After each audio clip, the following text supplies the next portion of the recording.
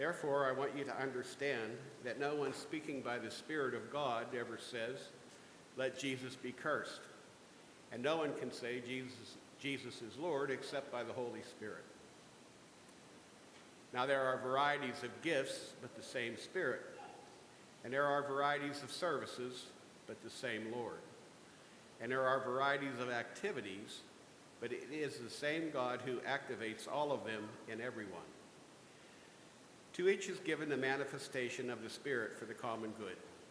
To one is given through the Spirit the utterance of wisdom, and to another the utterance of knowledge according to the same Spirit. To another, faith by the same Spirit. To another, gifts of healing by the one Spirit. To another, the working of miracles. To another, prophecy.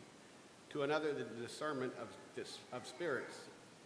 And to another, various kinds of tongues. To another, the interpretation of tongues.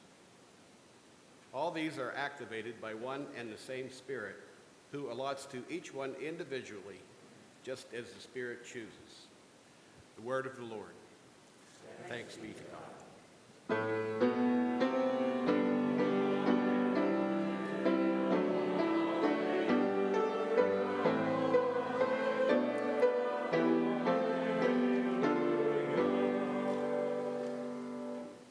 The Holy Gospel according to St. John, the 2nd chapter.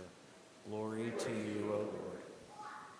On the 3rd day there was a wedding in Cana of Galilee, and the mother of Jesus was there. Jesus and his disciples had also been invited to the wedding.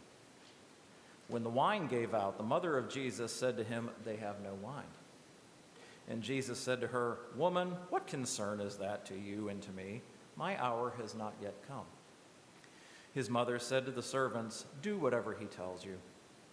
Now standing there were 6 stone water jars for the Jewish rites of purification, each holding 20 or 30 gallons. Jesus said to them, "Fill the jars with water." And they filled them up to the brim. He said to them, "Now draw some out and take it to the chief steward." So they took it. When the steward tasted the water that had become wine and did not know where it came from, though the servants who had drawn the water knew, the steward called the bridegroom and said to him, "Everyone serves the good wine first, and then the inferior wine after the guests have become drunk.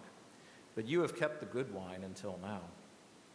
Jesus did this, the first of his signs, in Cana of Galilee, and revealed his glory, and his disciples believed in him.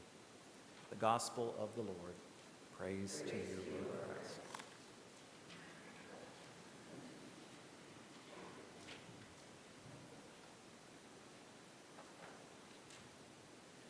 When I first landed here at Trinity, one of the first distinctives that I noticed about your worship service was the sweetness of the wine. You all use Manischewitz here, and it's almost too sweet. I don't think I'd want to drink a whole glass of it at a time. That's too much sugar.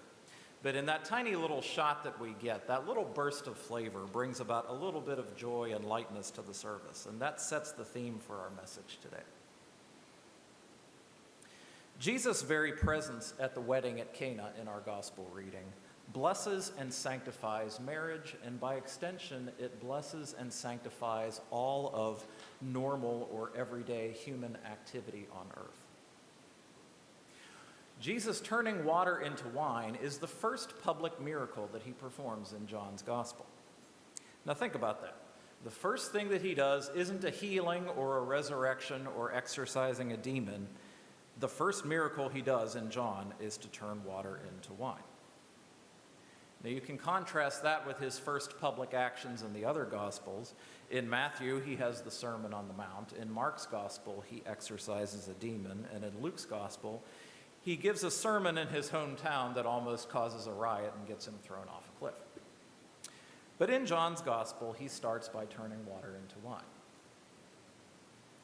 Do we sometimes believe that our problems in life, like running out of water at a wedding banquet, or wine, are too small for God to care about? Jesus even seems to suggest that this problem isn't really his concern. But Mary ignores him and just tells them to do what he tells them, and she maintains faith that Jesus will help. There's even a little bit of dry humor to it.